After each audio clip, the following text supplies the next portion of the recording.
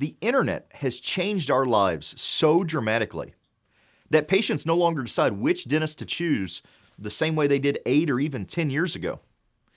Stick around, I'm going to explain more.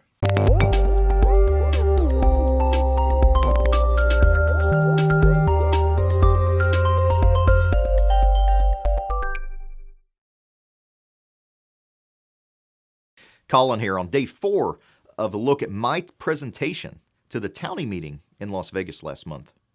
Now, yesterday, I told you how dentists are missing the target with the way they market. Today, I want to tell you why they're missing the target. The internet has caused a permanent shift in the patient decision-making process. Now, let's look at how people made decisions pre-internet. Pre-internet, purchasers of a service went through a 3-step process, moments of truth, as they're called in marketing. First was stimulus. Now, this could have been a newspaper ad, a TV, radio, billboard, magazine, direct mail, internet. They saw something that stimulated their mind. They saw a sign on your building. Their first moment of truth is when they saw the product or your ad and they decided to call and set up an appointment. They then had a second moment of truth when they came in to experience your office. They made a decision on whether to buy or not. Now, in the old days, you might have offered a free consult to get that patient in the door. And free consults today still work well. They just have a diminished effect because in today's world, the patient doesn't have to come in and meet you. 10 years ago, the patients had to come in and meet you. You delivered that wow experience. You've got a great staff, a beautiful office, personable nature, etc. But in today's world, they're researching and finding that out online. And the purchasing experience today is much, much more complicated than it was even in 2007 or 2005. How a purchaser makes a decision these days is, of course, they still have a stimulus, but you've got to add all the variables from the internet. Reviews, videos, social media, website, press releases, Facebook, all these different places where people can find and see you. The consumer then has what's called the zero moment of truth, where the consumer makes a decision on the product or service that they have extensively researched. They're going to read your reviews, watch videos, ask social networks, check your reputation out online, and they're going to give you a call.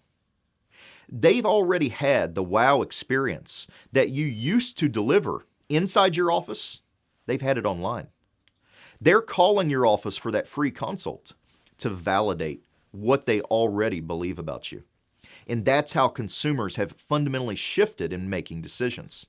No longer do they come in to get the wow experience. Now they come in only to validate their decision that they've already made. So if you're not delivering that wow experience online, it's as good as you never delivered that wow experience in your office either. These are all factors that contribute to the consumer's decision-making process because people are making decisions faster than ever these days. The Yankovic Institute, people see 3,000 to 20,000 messages a day. You've got a very different landscape than you had in 2005. 2005, there were no videos online.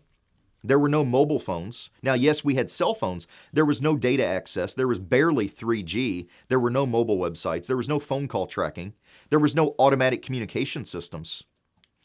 Google has released a study from their ZMOT book that consumers shop an average of 10.4 sources of information before making a decision. The National Sales Executive Association says that 90% of your sales close after 7 to 12 touches. So if you're marketing the same way now that you did 10 or even 5 years ago, you're going to need to make big changes if you want to attract more and better patients. Coming tomorrow, our industry-leading patient attraction system and how it works. Until then, keep moving forward.